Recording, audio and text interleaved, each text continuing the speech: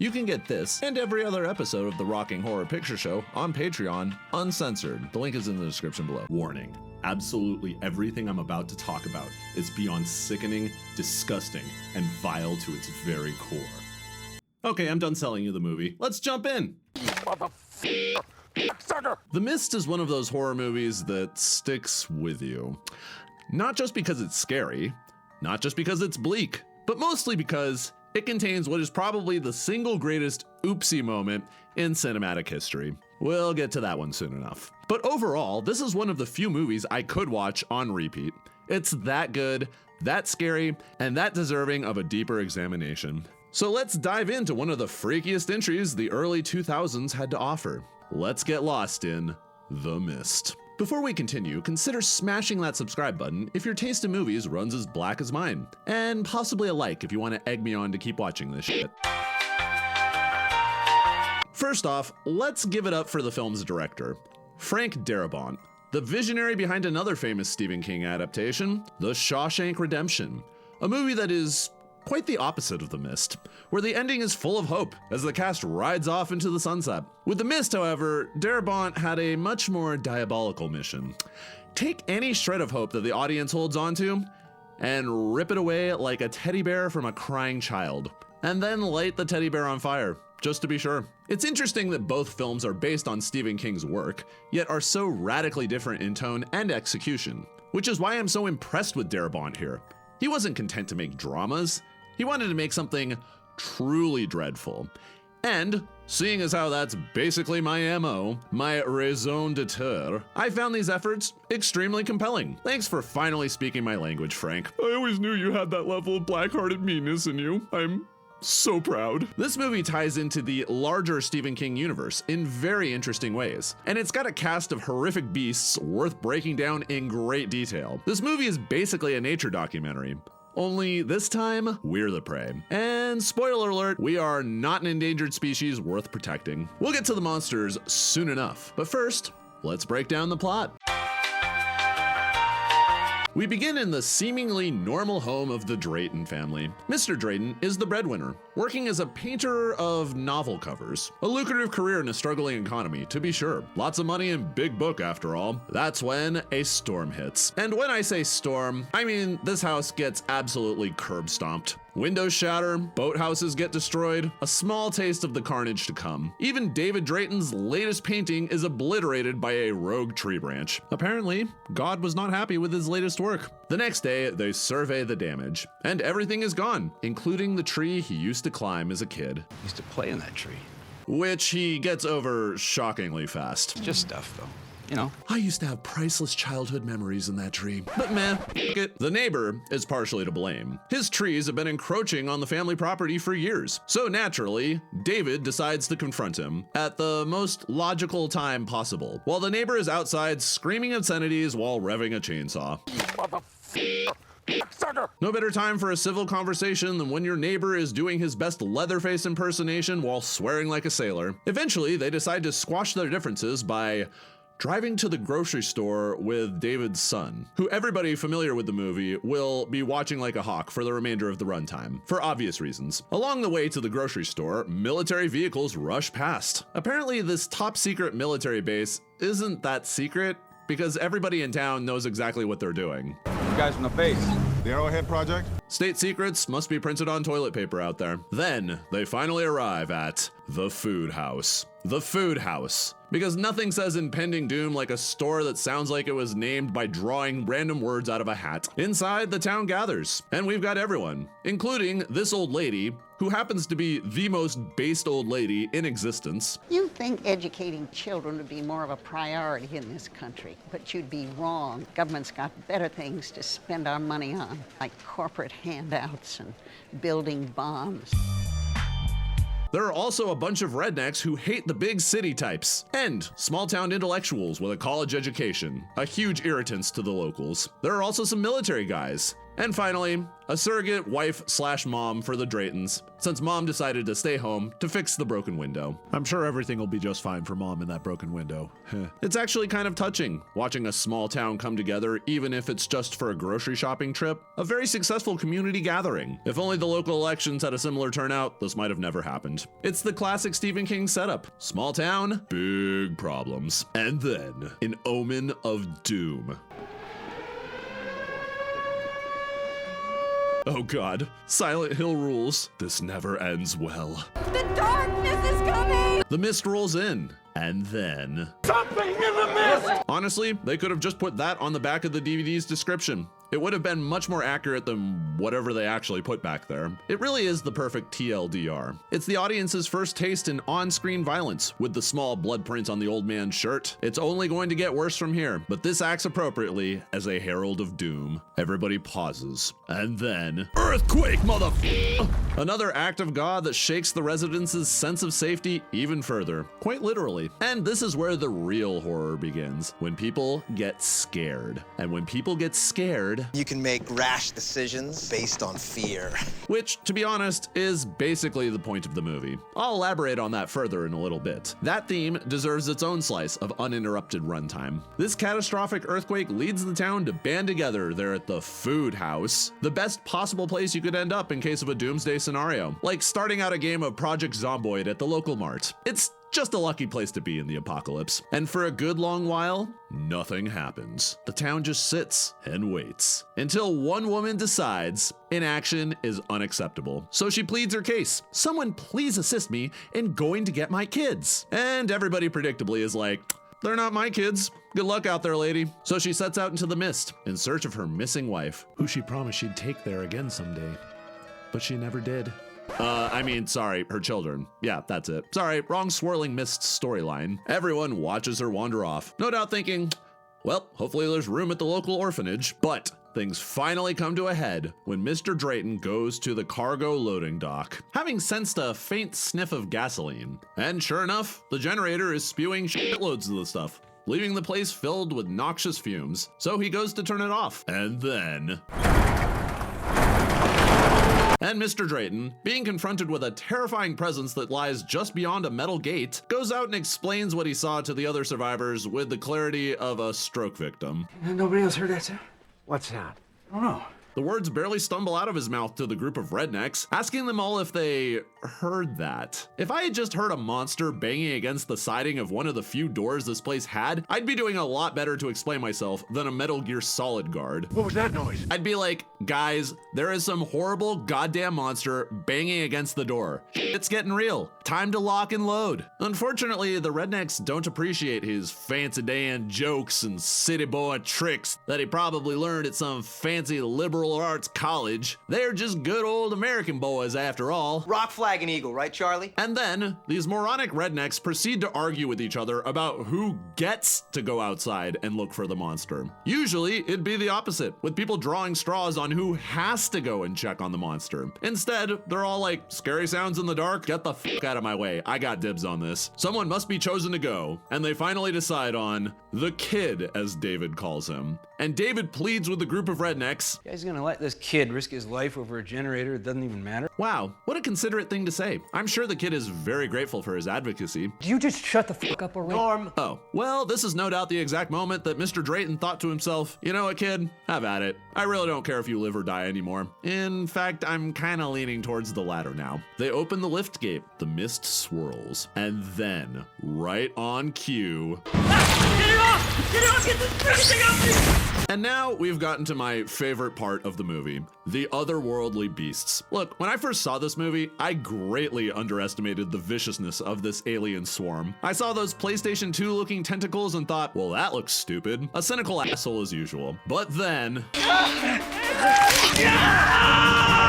Yup, the movie made me a convert right there and then. The imagination behind each and every monstrosity needs to be commended. These creatures aren't just scary or bizarre, they are literal nightmare fuel. They don't just kill their prey, they infect them in the most horrible ways imaginable. Every single creature they introduce throughout the runtime is as vicious as it is fascinating to watch.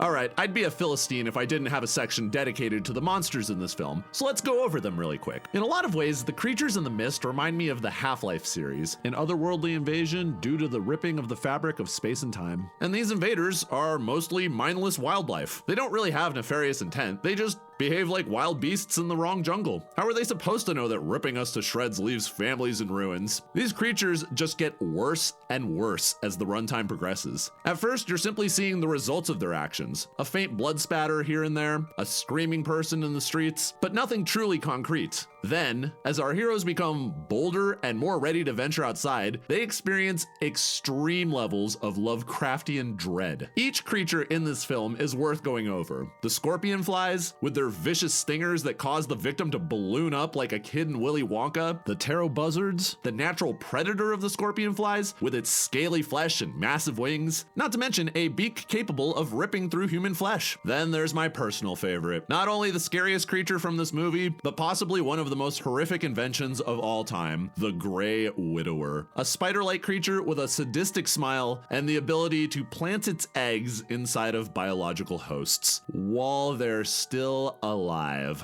These things take living humans and turn them into bulging spider-filled piñatas. That is, after they've torn your limbs from your body with corrosive web that tears through flesh like a hot knife through butter. Also, we'd be doing the whole film a huge disservice to not point out the terrifying, overwhelming nature of the biggest baddie on the playground, the Behemoth, a creature so massive it defies understanding. We really don't even know what that thing is capable of. It just wanders aimlessly, destroying entire towns underfoot casually without a second thought. The care that went into bringing all of Stephen King's most frightening abominations to life in this film must be commended. It does such a good job of giving the impression of being thrown into some other world where we're not in charge. It's like a National Geographic special in which we're now the subject of, and dealing with an invasion that we can't possibly negotiate with. It's top tier stuff, and the main reason these monsters are some of my favorite in cinema. Anyways, back to the movie.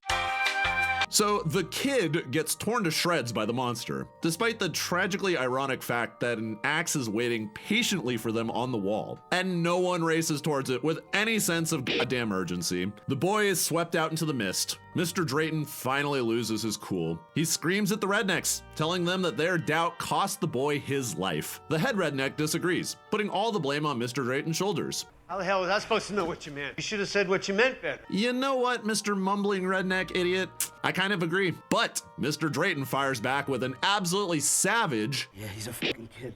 He's supposed to be stupid. What's your excuse, huh? And so, we've reached the point of our journey where it's finally time to convince the food house community that there are monsters among us. Mr. Drayton starts off by pleading his case to the person most likely to be convinced by his tale of alien tentacles, his neighbor, the one who hates him. Mr. Drayton tells his neighbor, hey, so, monsters are real, and we need to start gearing up for battle. Will Mr. Drayton's pissed off neighbor believe this unbelievable story? Find out next time on, who am I kidding? He doesn't. And so, the remaining survivors watch them all march out to their presumed doom and realize certain tasks must be delegated, namely, who gets to operate the goddamn gun? So they choose the most unlikely of the group, the nerdy employee of Food House, who claims to have won the marksman trophy in high school. Anyway, he's given armory duties, protecting the crowd with the old boom boom stick. But what else is there to protect the crowd from? What else is waiting for our unfortunate band of survivors? Throughout the runtime, Mr. Drayton develops a sort of pseudo-family bond between himself, Billy, and the hot blonde neighbor, Amanda. She instinctively sees the fear in little Billy Drayton and develops a natural urge to protect him. I mean, the kid's mom is out there in the mist. She's probably toast. Maybe, just maybe, a new family can form in these nightmarish circumstances. One that will need countless hours of therapy for years to come. The first night, a night of uncertainty. The survivors try to rest, believing themselves to be safe for now. And then, the window is slowly covered by strange insects that aren't of this earth. An invasion of locust-like creatures that all swarm to the glass barrier, attracted to the light. This is one of the most terrifying parts in the movie, the alien insect sleepover swarm, because the insects aren't the only monstrosities aiming squarely for the food house. No, now we're being swarmed by their natural predator as well, giant pterodactyl-like creatures. Both of these monsters are capable of unique forms of awfulness. They're bad enough to look at, but then a scorpion locust stings a lady in the neck, and it begins to fill up like she's about to be sold to a child at the zoo. Yet another horrific example of the body horror these baddies can inflict, Watching what the stingers of a common insect can do to the human anatomy, it's gut-wrenching stuff. These aren't harmless insects. They're capable of damage that is almost inconceivable. There's one particularly hilarious part where one of the townspeople tries to create a firebomb to ignite the taro buzzards with, and then... Well, so much for that plan. It's fine. I'm sure third-degree burns don't hurt that much, right? You gotta end it, okay? Just give me the gun. Oh. The nerdy guy lands a few choice shots in the store. After a few well-placed gunshots, they clear the place of the infesting alien invasion and refortify the windows with dog food. Much like you would in Project Zomboid, or Rust, I suppose. The surviving members have been filled with a new type of dread. And this event becomes the perfect fuel for the most terrifying monster in the movie. An entity so all-consuming and unrelenting that you can't help but fear her next move. That's right, we're talking about Mrs. Carmody, the local religious kook. Mrs. Carmody looks out at all this hopeless despair and thinks, you know what? Now is the perfect time to start a religion. If I can save a few, even one, then my life will have counted for something.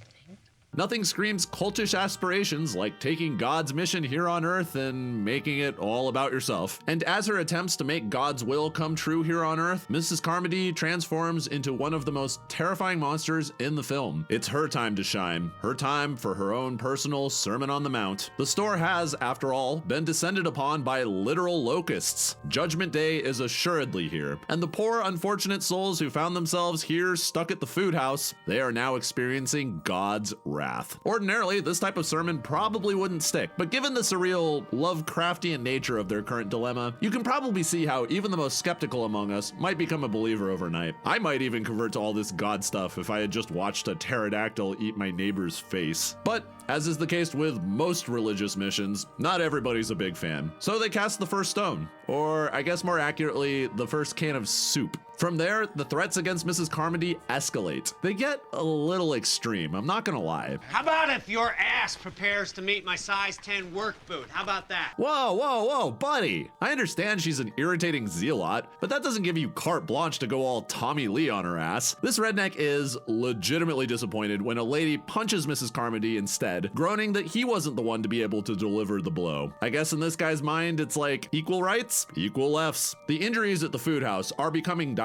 The man who caught fire has been burned so badly, he's begging to be put out of his misery. And the bodies keep on piling up in the floors. This situation means one thing: they must go out into the streets and look for supplies. So they gather together, deciding to go to the local pharmacy so they can stack up on medical equipment and hopefully save many in the group, which means they must go out into the mist. An assured suicide mission given everything we've seen thus far. And trust me, we ain't seen nothing yet. A small group is chosen to head out to the pharmacy to save the survivors. And this leads to the section of the movie pumped with the most concentrated dose of nightmare fuel yet: the pharmacy spider den. We're back to my personal favorite on the monster list, though my community seemed to disagree with me according to a poll I ran. Look guys, the behemoth is cool, alright? But the Grey Widower, out of this world levels of dread. The pharmacy has been overtaken with webs, eerie quiet having taken over the space. The group moves slowly, taking what supplies they can find to aid the burn victims and help assist future injuries. And then,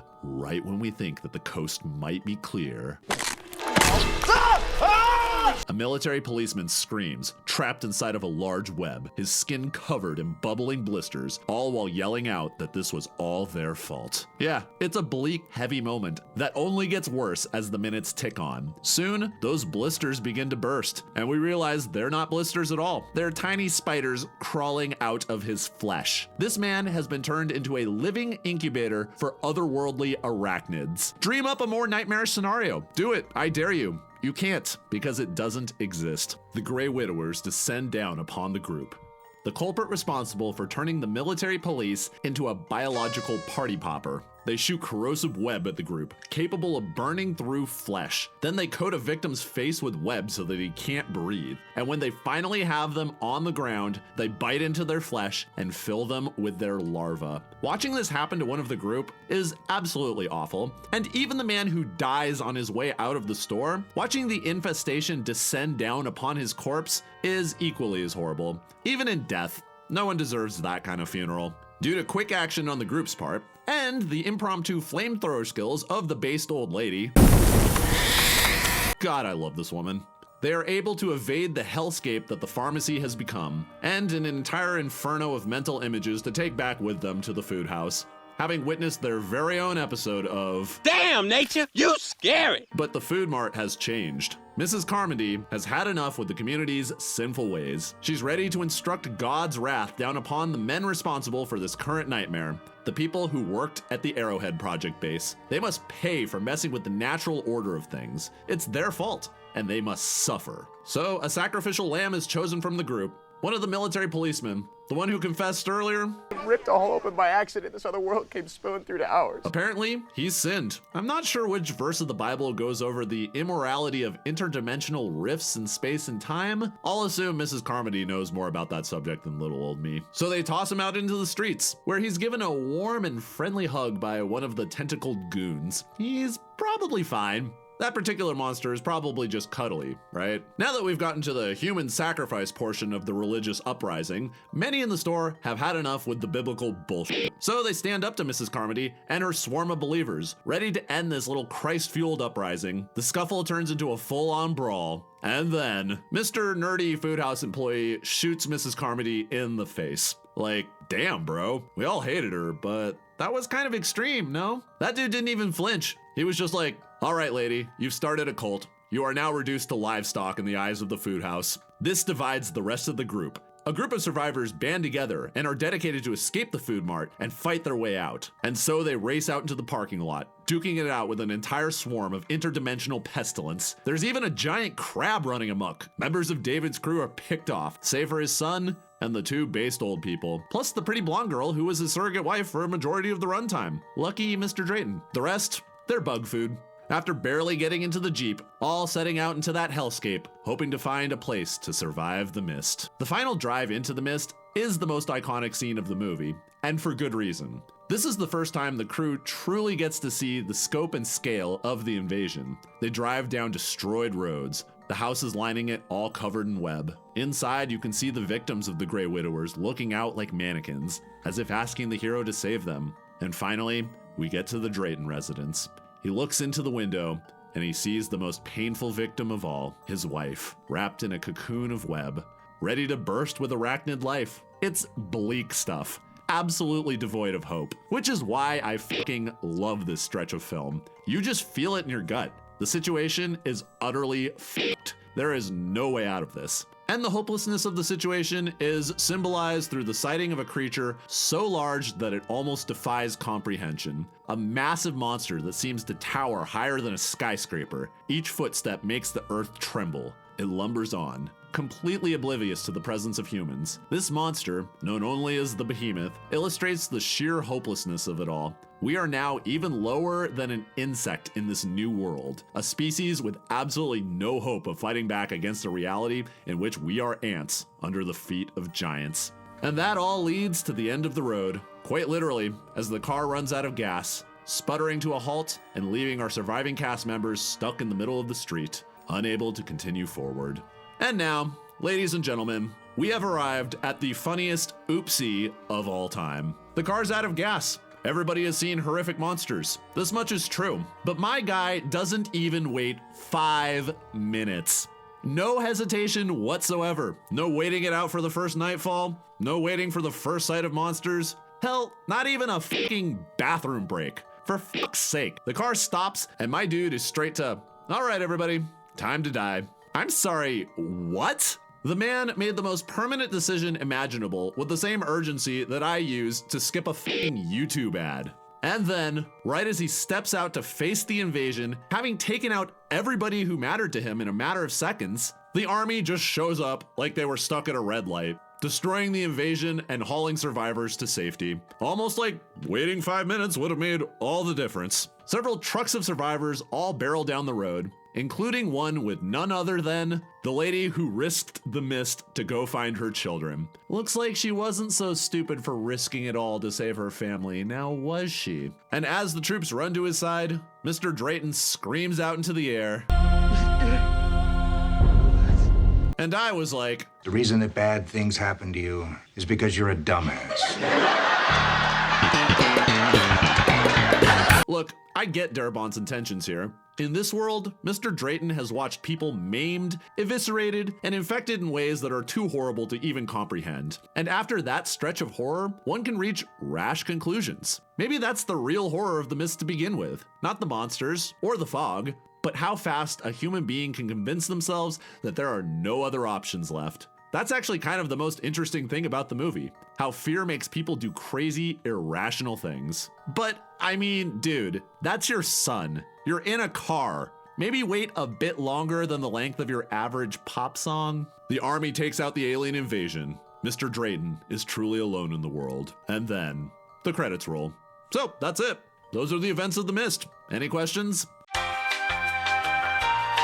What does all this mean? To truly understand the events of The Mist, it's helpful to dive into the larger lore of the Stephen King universe. Most of Stephen King's works are almost entirely tied together in the Dark Tower series. In the Dark Tower, there is a dark tower that acts as the spine of the universe, holding together every reality, including our own. Our world is just a level on the tower, and sometimes, what Stephen King refers to as thinnies break into the fabric of our world, allowing these other levels of the Dark Tower to spill into ours. Some of these realities are close to our current world, but others, they lead to very dark places, including the Todash, a black hole outside of our reality. The creatures that lurk in the Todash space, they're almost incomprehensible to us. They're monstrosities from beyond this world that operate on rules that don't involve humanity at all. The Todash space is the larger connecting thread to many of the otherworldly monsters that show themselves in the King universe. It, for example, is assuredly a creation of the Todash space with otherworldly powers like the Deadlights.